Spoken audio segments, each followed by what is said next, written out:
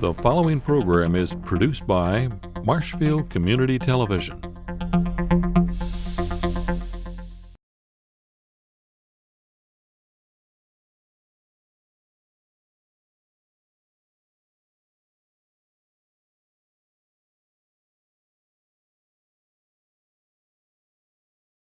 You're about to be entertained and educated by one right now. So, John Berg. So Arno comes to me last spring, and I can't remember if it was you, Arno, somebody from the society comes up and says, well, could you present a lecture on, we're going to do this in Rapids. I said, oh yeah, sure. I did my master's thesis on the Langlades and the Grignots, and I said, the last chapter's on the Grignots, and the youngest one settled south of here in 1829. That's no problem. I'll do it on the transition from fur trade to the timber industry. And so, like Marshall said, it's like stepping into muck in the riverbed, because all of a sudden it's not simple. This is not a simple topic. It's not simply we finished harvesting furs and went to harvesting timber. The big thing is that it all focuses on the indigenous people and the fur trade, or excuse me, the treaties that came at the end of the fur trade era before the lumber era. So there's a couple things I want you to think about. The history of Wisconsin forests is complex and multifaceted. Human activity and climate nature activity and cycles have impacted our forests significantly since the first Europeans arrived on the shores here in the 17th century. Consider the changes that have been wrought just since 1854 in what Amable Grignot's widow, Marie Bourassa, called the Haut du Ouisconsin, forgive my French, and I call the Middle Wisconsin River Valley. That is, the lands acquired from its owners, the Menominee Nation, in the Treaty of the Cedars on September 3rd, 1856. Sounds like a long time ago, doesn't it? Especially in our 24/7 world, where a year past can seem like an eternity. Ancient history, and to many, why 1854? Human history of Wisconsin's forests must begin with the narrative of the indigenous people whom the Europeans discovered.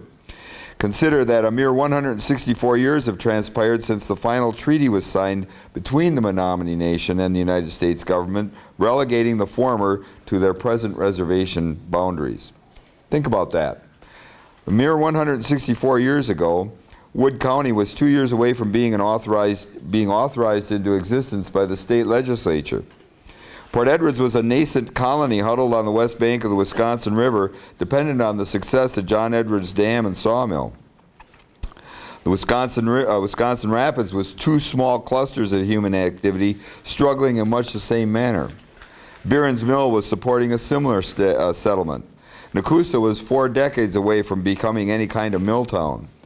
Rather, across and about 1/2 mile down the river on the east bank was Robert and Mary Wakely's trading post and way station, the first permanent European settlement in Wood County. I take that back. The second permanent one, Daniel Whitney's, was the first. Having arrived in 1837, Wakely's became a focal point of the transition from the demise of the fur trade and the ascent of logging and lumber production in the 2 decades preceding the Civil War. He followed the footsteps of the youngest scion of Wisconsin's preeminent family, Amable Grignot, the son of Pierre Grignot Sr. and the grandson of the celebrated Charles Michel Mouet de Langlade. Amable settled in what is presently Juneau County in 1829. Prior to 1837, he relocated south of Wakely's near the present Wood-Adams County border. Working for his older brothers Augustine and Louis in the fur trade, he was involved in securing lands for a mill site during the transition to the lumber industry in Wood County. And then there's the uber entrepreneur, Daniel Whitney, a New York immigrant who had his hands in so many pies that one is exhausted merely trying to keep up with his exploits. His efforts to establish and operate the first sawmill on an island opposite the Protestant city of Nakusa in 1831 set the stage for the industrial development that eventually transformed the Wisconsin River into one of the hardest working rivers of the nation. Following close behind, the agriculturalists, traditional grain and cattle farmers, and those audacious souls who thought it was possible to wrest a living from the vast marshes west of the Wisconsin River and actually grow and sell cranberries. Imagine that. And all in 164 years. Truly, the history of the Middle Wisconsin Valley is rich and deep in characters, events, and transformation. Now this talk, this monograph that I offer, will merely be an introductory survey to one small but important aspect of the larger history of Wisconsin's forests. It is certainly not exhaustive.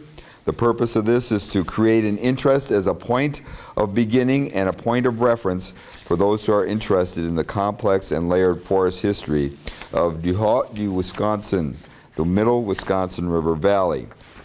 So with that, I'd like to just run through or go through some slides with you that illustrate this and just offer some highlights. Once we publish the proceedings, you see the proceedings, there'll be more detail in there for you. And if you have questions as we go, fire away and I'll answer them as well as I can. I'm out of my comfort zone a little bit here because this is a transition. I have studied the lumber industry up north, which is post-dates this era by about 30 years.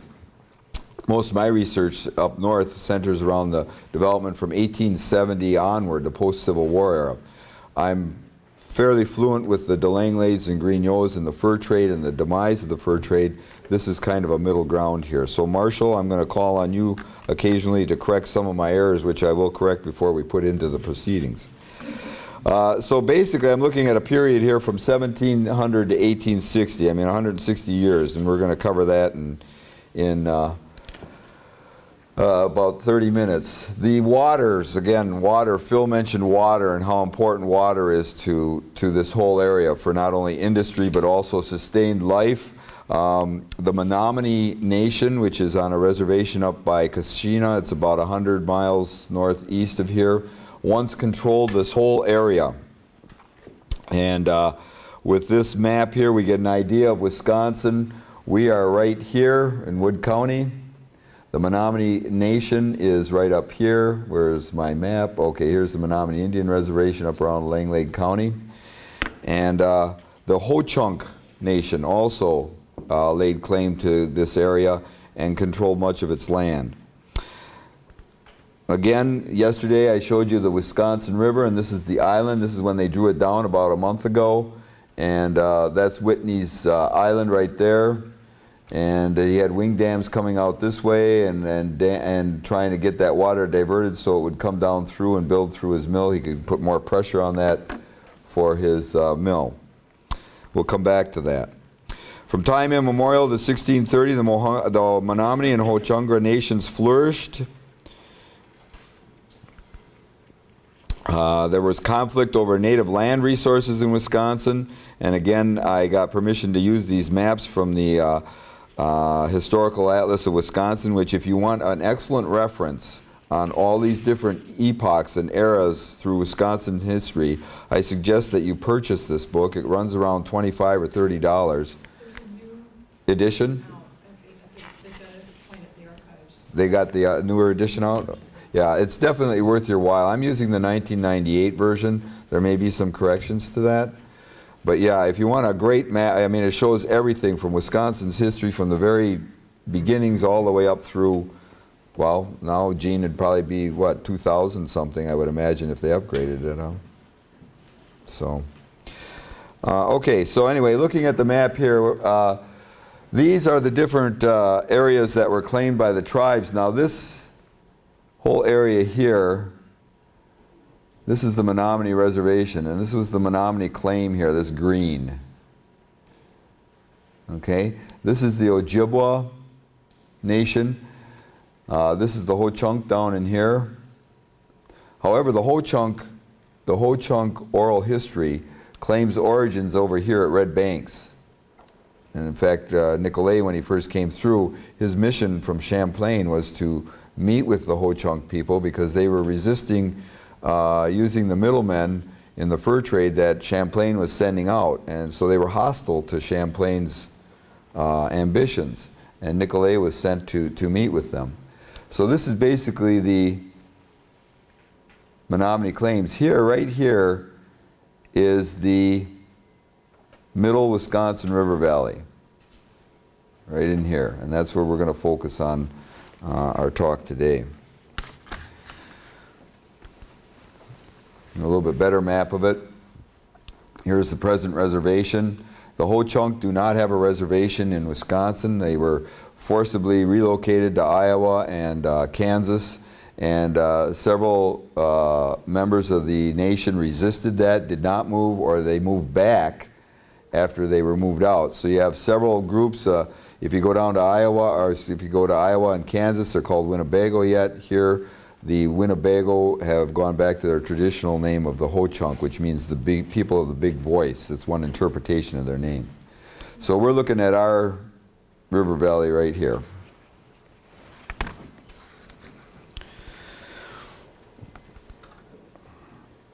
These are just some photographs of different recreations of native villages. Okay, so the 5 nations of the native nations of eastern Wisconsin. You have the Menominee Treaty Lands, and the treaties with the government ceding these tribal lands from 1817 through 1848.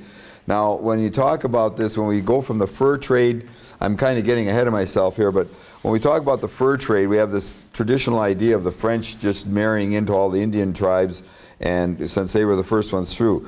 The French and the Indians had a mixed relationship, depending upon the nature of the trade and the business of the trade.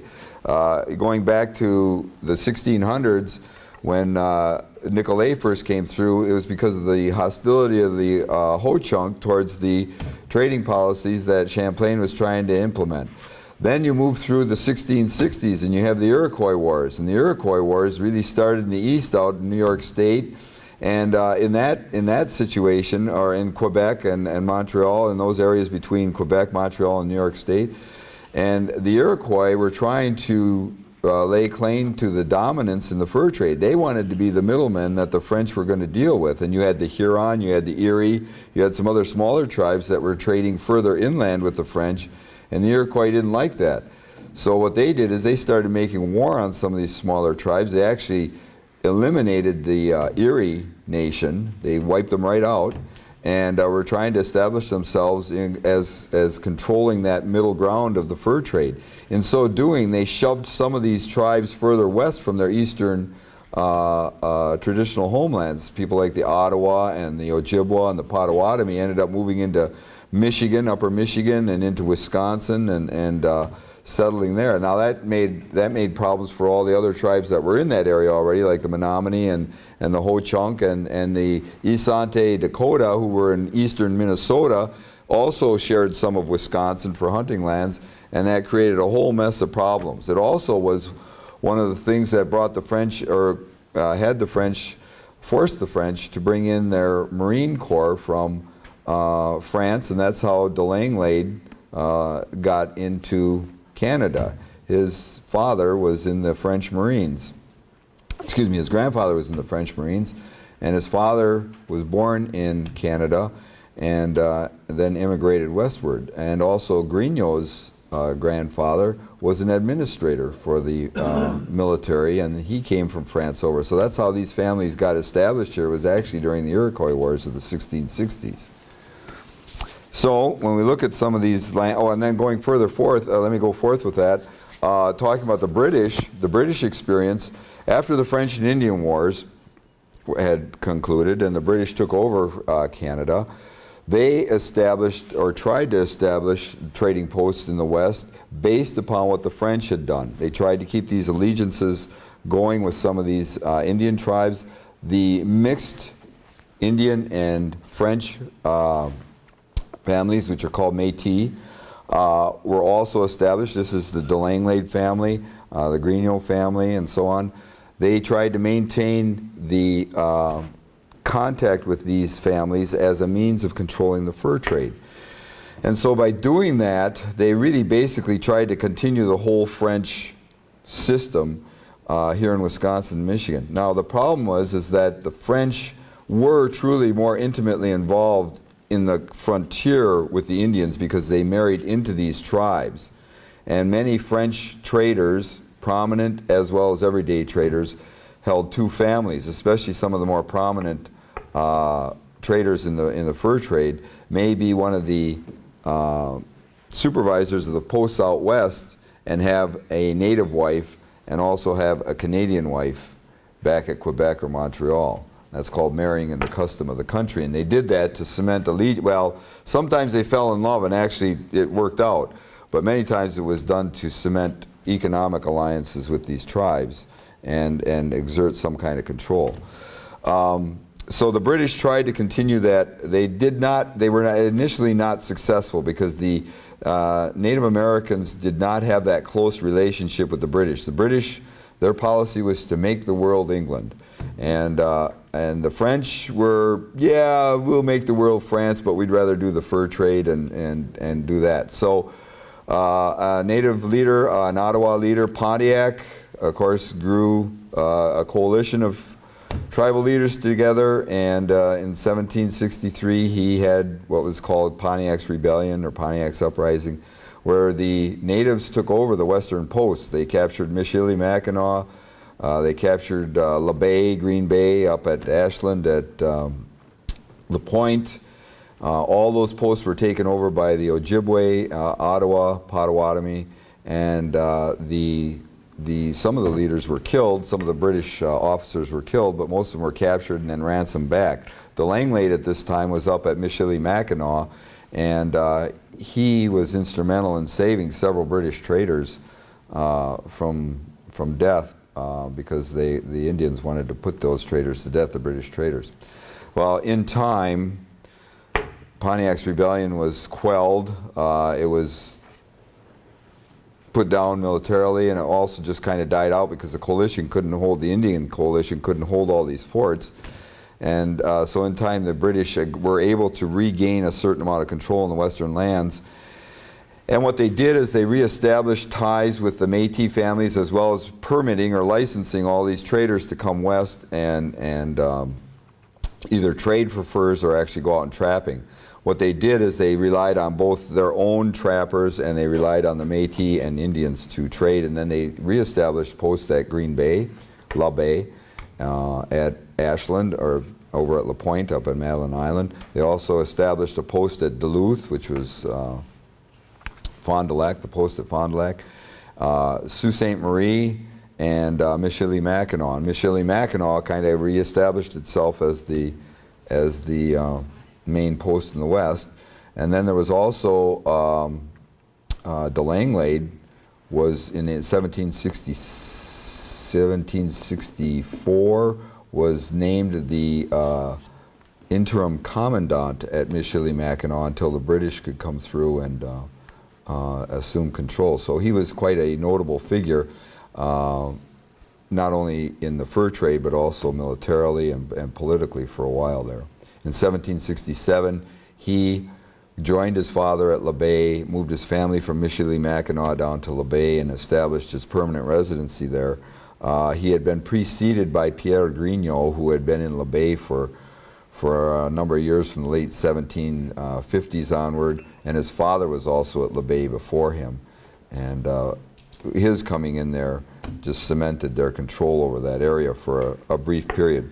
The British held control through the War of 1812, our Second American Revolution, and once the War of 1812 was settled and the Americans assumed control in the eastern United States, the British still maintained some control of the posts out here in the west until the American fur traders started coming through, and primary amongst them was John Jacob Astor's American Fur Company. The government also established a system of trading depots, and what they did is they would try and set up, like Phil was talking with the cranberries, they were trying to set up the trade depots so that the Indians would work with the Americans and bring the furs into these depots at La Bay, Prairie du Chien I forgot about, St. Louis, or Fort St. Louis up in Fond du Lac and Duluth, and then Michilimackinac and Sault Ste. Marie. And that was going to be the American system of working with the trade with the Indians, was to have a organized, government-controlled depot. So the government was more involved there. The problem with the Americans, as far as the Native Americans are concerned, by and large, is that it was a whole different worldview that was being imposed now after the War of 1812. The Native American tribes in general feared the Americans because their view of the land and the ownership of the land was foreign to their concept of ownership and use of the land, and it was also at odds with the amount of aggressive ownership of the land that the French and the British imposed. The French and the British in the West were somewhat benign. It was basically an economic relationship, and the tribes granted the French land at La Baye, the Langlades and so on. They were granted land by these tribes to settle on. They were granted land for a fort, but it was understood that that was meant to be an economic fort as well as a military fort. So there were never really any large postings of troops out in the West. The Americans, on the other hand, when they came in, they basically, it was kind of like a firestorm, because they came in, and when they started coming in, they started taking over these lands, they assumed control, and they recognized the power of the indigenous people, but they also recognized that it would be in their advantage to try and negotiate control of the land, because they didn't have the money or the power to militarily come in and take it over. So they negotiated a series of treaties, and that's where we are by 1817, as they're looking at treaties to basically negotiate out the Menominee Treaty lands. Here's Green Bay, and the first treaty was in 1817 was to establish Fort Howard and to reestablish American control over those properties. And then they kind of worked themselves up the Fox River here and into La Baye. And then in 1827, there's another secession of Menominee lands. 1831, you've got another secession. By this time, I should mention also that the HoChunk had basically retreated out of these areas and were working more west and south of the Ouisconsin River. So in the 1830s, you see 1832, there's a big secession of land up here. Here's the present Menominee Reservation. Stockbridges are in there too, but the Menominee Reservation's right here. And then 1836, there's a secession here, and this secession, which is our middle Wisconsin River Valley. And then 1848 is one of the last secessions, and 1854 treaty established the Menominee Reservation. So presently the Menominees exercise control over this area and are now relegated to this. They still hold treaty rights to the hunting and gathering on off-reservation lands, and also the water rights to some of the Wolf River in here too. John, Yes? the establishment of Menominee and Stockbridge ones at the same time? No. Stockbridge, well, by the same treaty, yes. But the Stockbridge are a New York tribe, and they were displaced again by the through the American Revolution. So that was carved out of Menominee? Yep, it was carved out of the Menominee, which was kind of a controversial, not kind of, it was controversial, because the Menominees were giving up even more land on that reservation. Well, it was established by the 1854 treaty. They slowly, we had the Brotherton and the Stockbridge were down here. They had some treaty accession lands down here, and then largely they moved up into this area in the 1850s and 60s. Yeah. Late 50s, early 60s. And so that's where they are today too, largely. That's their reservation.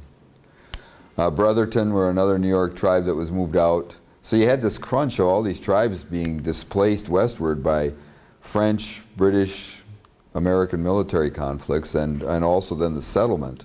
The Proclamation Line of 1763 prohibited settlement west of the Appalachian, the ridge of the top ridge of the Appalachians that ran all the way down the Appalachians and up into New York State. That prohibited any settlement by British colonists west of that line from 1763 on. But then after the British lost the American Revolution, of course, that was a moot point, and the Americans did very little to stop that flow westward. And that's what happened with these Native American tribes. They were either militarily pushed out or they were treated out and pushed westward. There's some, this is down at the State Historical Society. This is Emota, who's one of the Menominee leaders, painted in 1858 by Marston Brooks. I just put in some scenes here. Let's talk about the HoChunk a little bit. The HoChunk, now, I should point out that the Menominee had a practice, and this is very interesting. It's a practice of land sharing, and they negotiated with the different tribes in terms of using the land. The Menominee actually claimed control of these lands, but they would negotiate with the HoChunkra, and they would share these two. The HoChunkra were described by the French and by the British as being warlike and belligerent, but that was because they were warlike and belligerent towards their policies. The Menominee and the HoChunk made peace early on, and so they moved back and forth in these areas, our area here and throughout these areas, hunting and fishing. And it was understood that these two tribes would allow each other to come through. Somewhat with the Ojibwa too, but the Ojibwa were more concerned with northern Wisconsin, and they were moving further west in the northern Michigan, northern Wisconsin area.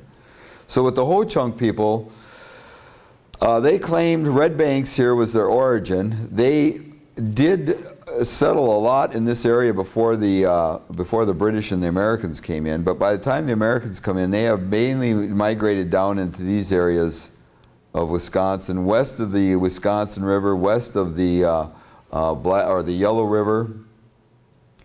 And so that's where you see a lot of the HoChunk settlements today, Black River Falls and Wisconsin River and so on.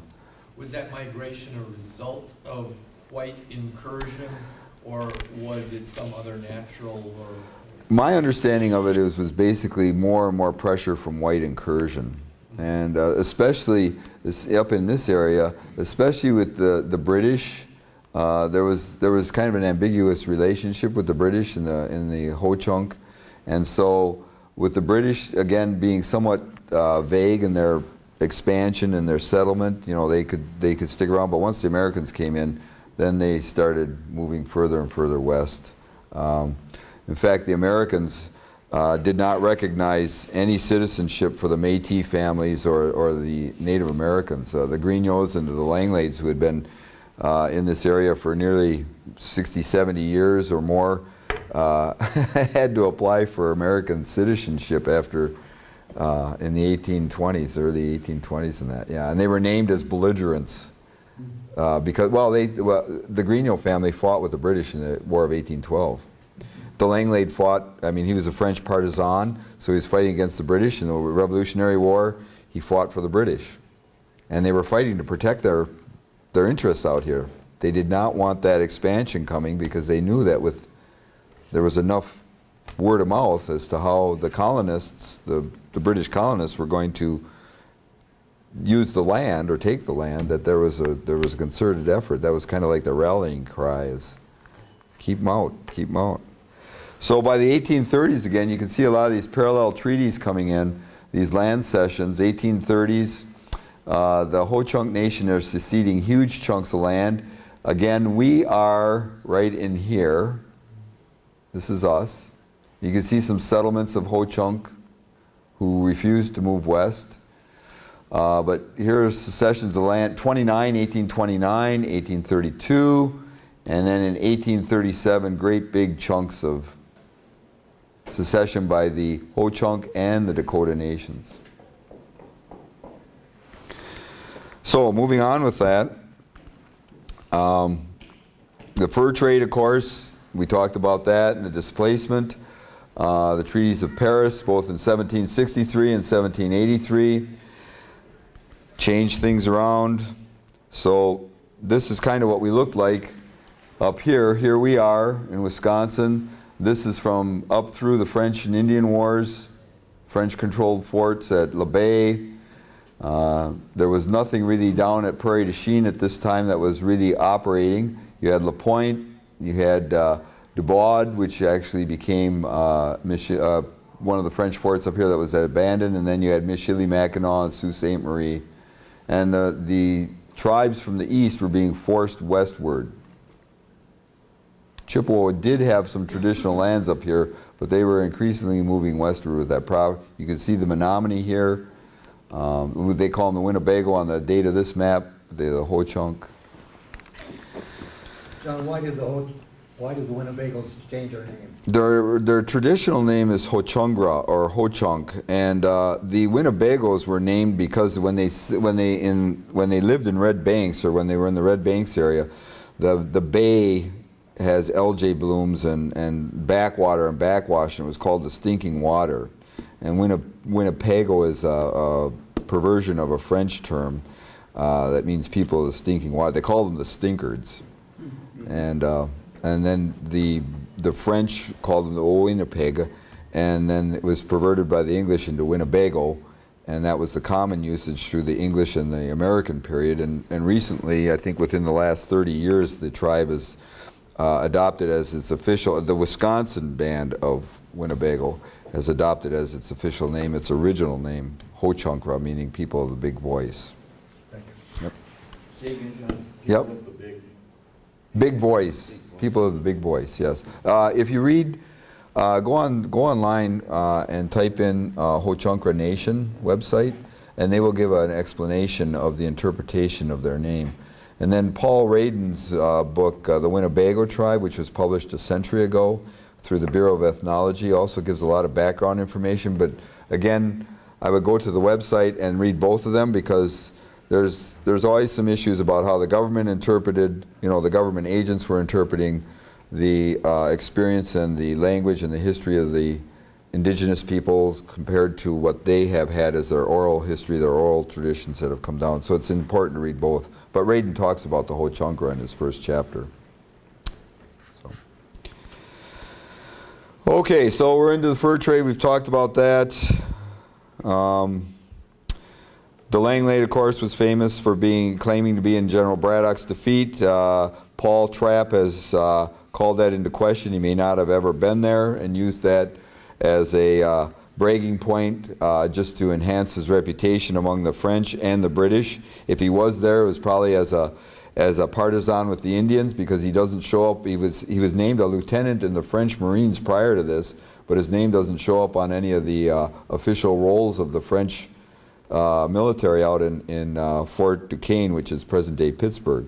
So we don't know if he, this is the Langlade. This painting is down at the State Historical Society. If you go down to the State Historical Society, go to the archives and documents, go to the museum down on State Street. It's a beautiful old building, and up there you will see this painting. It's about this size in real life, and it's just a beautiful painting. This is supposed to be the Langlade here.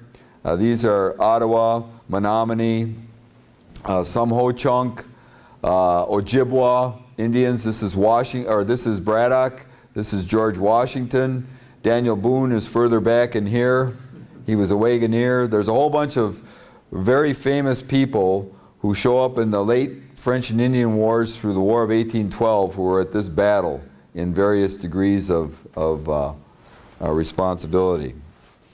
So we move to de Langlade's grandson. This is Augustine Grignot. He was born in Green Bay. This painting was made in 1858. This is down in the State Historical Society. He holds a pipe tomahawk here that was manufactured by blacksmith Joseph Jourdain, who was his son-in-law. He was a very famous blacksmith in Green Bay area. Okay, we move to the Michigan Territory. Again, the boundaries are shifting, 1800 onward. Fort LeBay has been renamed by the Americans as Fort Howard. There's down here at Prairie du Chien, we've got the old French fort, and the British did have a fort down there. We went through Fort Shelby, Fort McKay, finally ended up as Fort Crawford under the Americans. We had Fort Snelling up here. You got the Sault Ste. Marie, old Fort Michilimackinac, which is pretty much in this period just a fur trading post. It's really not very important anymore. And then you got Detroit down here. And Milwaukee is starting to grow, and Fort Winnebago in between the Fox and Wisconsin. So you've got some American forts and posts that are being established through this period. We have, and now what I did is I used some examples just to give you an idea of what the life would be like, and we used Point Bass as a drop-off point or as a meeting point. And prior to the Wakeleys coming there, Augustine Grigno, who you just saw, he and his brother Louis established a fur trading post at Point Boss in 1818. Now, Point Boss could be anywhere from North Nakusa to where you were yesterday. So somewhere in this vicinity, he established a fur trading post. And it was not a permanent post. It was a post that was staffed by clerks. And they would live there, and then Louis and his brother Augustine would travel there in the spring and in the fall to collect furs. So it was more of an itinerant post. And it would look like what you saw out at Point Boss yesterday.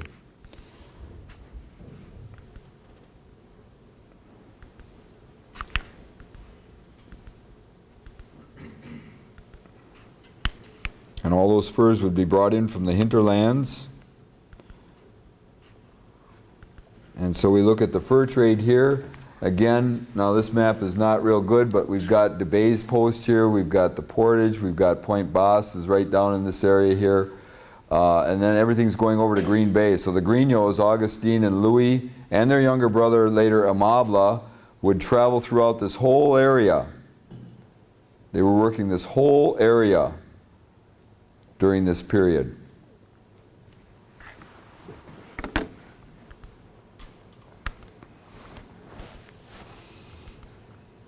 Try and give you a little. Now the other competing factors here were the Hudson's Bay Company up north and the Northwest Company, which established posts at Lac de Flambeau, Snake River, Coudray, and so on. And they would bring these into a general post. Not all of them were fortified like this, but it gives you an idea what some of these fur trading posts look like, the bigger ones in the interior. And then they'd take them into the big posts now, like the big post up at Fort William or Michilimackinac. And that's where all the furs were gathered and bundled and then pressed and sent off to Quebec and Montreal. Canoes were, birch bark canoes were the main point of part of transportation. The first Grigno post, I said, was established at Nakusa or at Point Boss in 1818. And again, this shows the river. This was taken back about 4 or 5 years ago when they had the river down. This is looking north towards Port Edwards. This is the big pollution control plant up there on the side of the river. And typical fur trading post. This is pretty much what Grigno's post would look like. We saw this guy yesterday, the Courrier de Bois. So now we change to the Minnesota territories, and things are starting to get more crowded in here. You can see more settlements. This is 1832 to 58. Here's Grand Rapids. Here's Point Boss, Fort Howard, Fort Winnebago, Fort Prairie du Chien, or Prairie du Chien, Fort Crawford. Now St. Paul's growing up. You can see some more settlement up here at Fond du Lac and Superior. Everything's starting to become more and more crowded with the Americans moving in.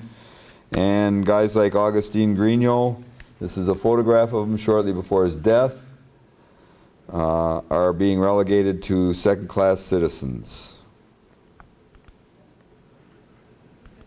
This is his son's mansion over in Kaukauna. Joseph Jourdain, all this, when the Americans established treaties, the Indians required a blacksmith to be stationed with them. It was essential, that was the one essential tradesperson they wanted for the fixing of weapons, tools, traps, anything that was metal. So now we get to the lumbering interests, and again, Daniel Whitney. This is what they were after, prime white pine. It was called cork pine. It was light, it was easily cut, it was easily manipulated, sawn, lifted, whatever you had to have. So this fella here is Daniel Whitney. He was born in New Hampshire. He came to Green Bay in 1816 on a scouting trip. And 2 years later, 3 years later, in 1819, he comes out and he establishes some fur trading posts. And he's competing with John Jacob Astor, who was a ruthless person. He ran the American Fur Company. He ran it as a monopoly, and he would destroy competition any way he could. Whitney is one of these audacious entrepreneurs who comes in and just tells Whitney or tells Astor too bad, I'm going to do what I do, and he got away with it. So he establishes up here on the island that you saw yesterday, he established his sawmill here well, actually he was down in 1827, he was down on the Yellow River by Necedah, and he had illegally gone in and started cutting shingles. And the Indian nations complained about that, and so he was chased out of there by Major Twiggs at Fort Winnebago. Twiggs confiscated the shingles they cut and used them to build the fort and burned the rest, and Whitney was sent packing back to Green Bay. He appealed it, he had no standing for it, and so what he did in 1831 is he made a formal appeal through the government and through the Menominee Nation to establish a sawmill at the upper rapids of the Ouisconsin River. And so this is the area that north of that island, you can see some of the rocks. This is the Point Boss. So then we get into timber transport during the 1860s to 1910s. And in here, this is us right here. The Treaty of the Cedars had given Amable Grigno all this land, and then it was all treatied out by those treaties. And you can see all these different districts now. The whole state's being divided up into logging districts. You have the Black River District up the Black River. You have the Wisconsin River District all the way up and down the river. You have the Chippewa River District. You have the Green Bay Menominee District, Wolf River District, and of course then these were kind of open down here because there wasn't much logging going on. Then you had St. Croix and Lake Superior. So the whole state was divided up into different districts. Pinus strobus, the white pine. The Treaty of the Cedars gave Amable Grigno control of this land. These were called Amable Grigno's land. 3 miles either side of the Wisconsin River, from just below Whitney's Rapids all the way up to Big Bull Falls, which is Wausau. That was granted to Amable Grigno. And this was the land that Whitney, Bloomer, Strong, Stevens, all these people made applications to with the Menominee Nation, and later John Edwards and Merrill made applications to build mills, because the Menominee did not submit these lands to the government until the 1840s and 1850s. Again, you can see the settlements here. Now this map is a little bit harder to look at, but we are right down in here. Here's Wakely's. Here's, this is Grigno's mill up in here. Robert Wakely comes. This is a picture of it back in 1979. Of course, you saw the buildings yesterday. This is the old original bunk house they had out there. Blacksmith shop and so on. I'm just going to move through these because we had the tour yesterday. Now we get into surveying. We have this geographer's line and the 7 ranges established in the old Northwest Territory. And you have towns and ranges, sections. They divide everything up into bits and pieces. This is what the Native Americans were afraid of. First of all, that you're going to divide this up into big pieces like this. Then you're going to subdivide it into smaller pieces. And you have all these little, and then even from there, you're going to take these sections of land, a square mile of land, and divide it into small and small and small until you get lots like you have in a city. Called the Rectangular Land Survey. And this fella, Joshua Hathaway, was the one who surveyed this strip of land that Amable Grigno had been granted.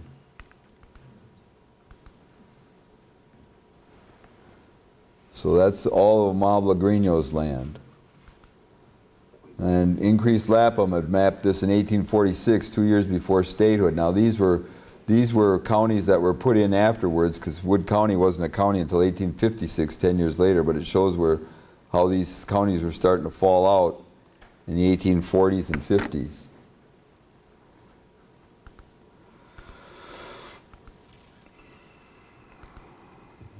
So sawmill at the island in the Wisconsin River. And again, this is Lapham's map, shows the development. And it come along with this guy, John Edwards Sr., born in Cornwall, England. Mary's over there. Son John was born in 1831. They immigrate in 1835, settle in Hazel Green, which is south on the Wisconsin-Illinois border. And he was very well, he made his wealth in farming and other pursuits down in that area. And then he also financed the Greenyo Merrill Mill when Henry Clinton proposed that they buy that. And that was in 1840. He convinced his son John to come and take over operations because Mr. Clinton was not managing the mill well, and he also had financial difficulties with Mr. Edwards. Edwards died in 1868 and is buried in Galena. And this is a picture of Mr. Edwards Sr. Now I'm going to move through the Hazel Green pictures here. This is the 1861 map that shows, this shows the 7 Mile Creek down here, and this is Point Boss. This is the original plat of Nakusa, which is not there anymore. Here's the Merrill Greenyo Mill, which Edwards took over up here. This is Grand Rapids. This is long after the settlement of these areas. This is a contract that Edwards had between Clinton that really gave him control over the mill. And this is John Edwards Jr., born in England and moved with his family, obviously. 1849 to 59, he had gold fever. He was actually mining with some success out in California. His father asked him to come back and take over at Frenchtown in 1859. Married Frances Morrill, a Centralia teacher, in 61. And he became an assemblyman, elected in 1890, and was serving at the State Assembly in Madison when he died in 1891. And he's buried in Port Edwards. You saw his statue yesterday on the tour. His wife, Frances Morrill. And so then this is one of the earlier pictures of the sawmill at Port Edwards.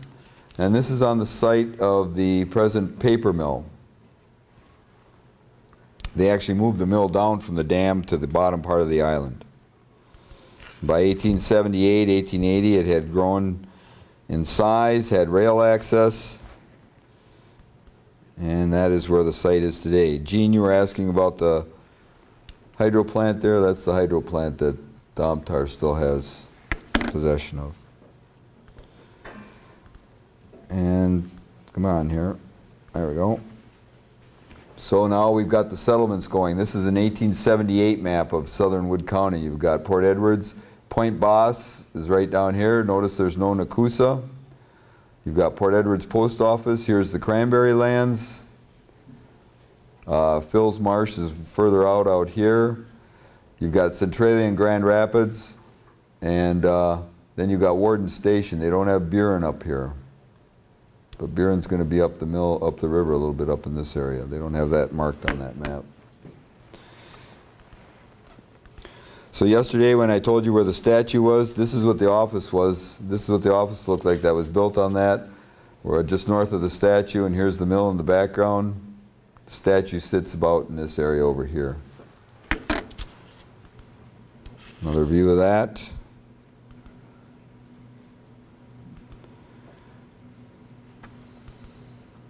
And where the YMCA is, Mr. Edwards built this beautiful mansion. And that was enlarged through the 1940s and so on. It was torn down in 1956. And the Y is there. So this is just an illustration of some of the changes that have transpired from the fur trade to the lumber industry, now to the paper industry.